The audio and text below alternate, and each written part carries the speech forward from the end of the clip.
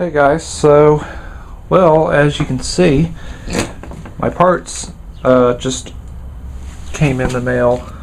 So they just came in from mooresforyou.com. So, got a brand new gas cap. So it's actually an aftermarket one. Homelite no longer makes these type of gas caps. So this one's made by Oregon. Part number is 55-124. And I got a complete carb rebuild kit. So another Zama. And so yeah. So I thought I could try and do all this really quick. So what time is it now? It's about 1:42 p.m. So I thought I can try and do this real quick because I'm scheduled to get a haircut at 3 o'clock. And so without further ado, we'll get started here. Okay, so first let's just start removing this air cleaner cover. So you need either a flathead screwdriver or a HT-21 torque screwdriver. That's off. The filter, yep, that's a brand new filter. I made it myself. And then we got to take these two screws off just to get the carburetor off. And it's also use either a T25 Torx or a flathead. So we'll just get those off.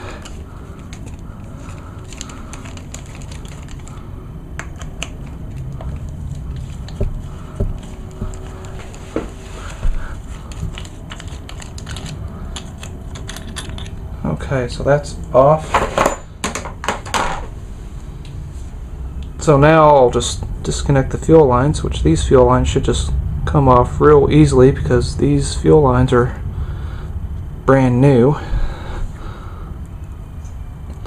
if they can come off. So hang on a second.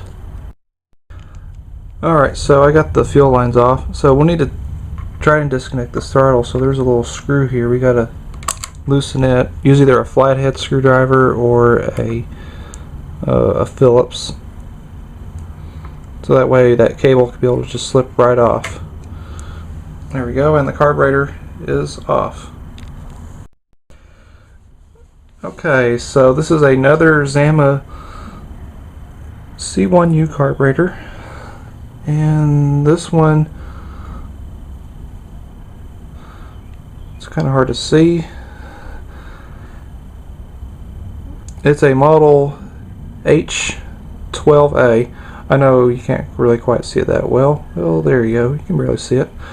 So let's start getting this carburetor apart. We'll just take off this area right here.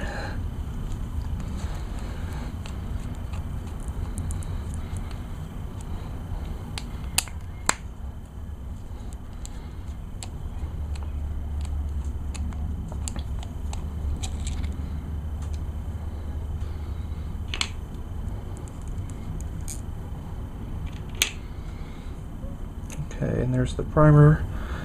Of course, this primer I'm going to just replace it because this thing is very stiff and it just popped right off. So now let's take these other screws off.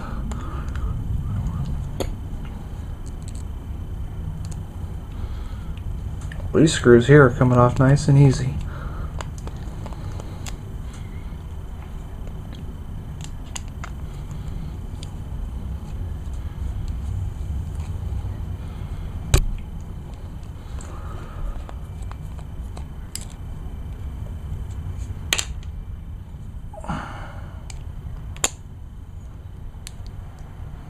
Okay,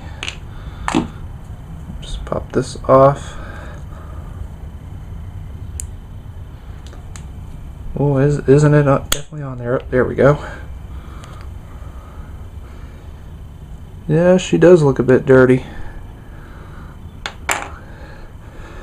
So here is our metering diaphragm, and that diaphragm, oh man, that thing is very hard.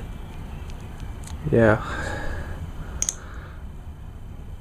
So this carburetor doesn't look too awfully dirty.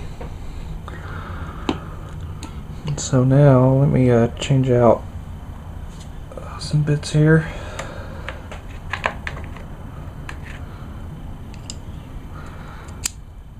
And get this metering lever off.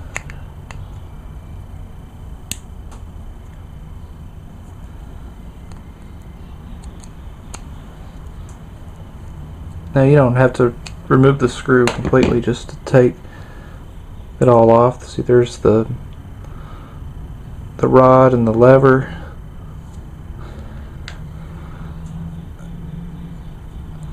And there's our spring. If I can get it out. And the needle. And I'll actually replace those. Yeah, it doesn't look too awfully bad in there. I was kind of expecting a little worse, so let's take this other side off.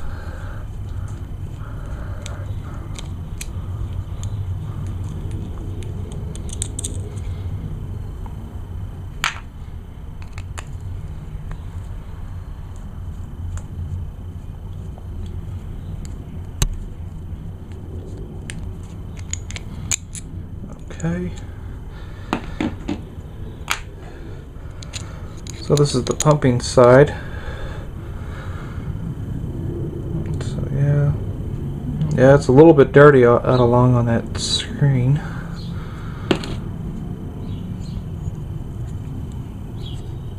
So here's our pump diaphragm. I know this diaphragm's not that good because these little tongues are hanging down. They should be flat. And then the gasket.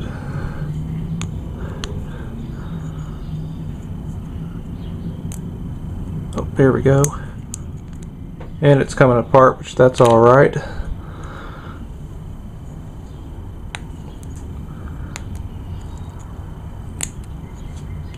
Yeah, this thing is definitely breaking right off. So let me try and get the rest of this gasket off, and then I'll clean up this carburetor thoroughly. Okay guys, so I just ran out of carb cleaner, so I'm using seafoam as a substitute for carb cleaner. So I just letting the carburetor just sit in this little glass cup of seafoam because that carburetor is really dirty and it's looking a lot cleaner now, so that's good. And I'm gonna have to leave right now so I can get my hair cut, and so I'll be back with y'all in a second or for a little while. So I hope y'all enjoyed the video, and stay tuned for part 2 where hopefully I can get that hedge trimmer running.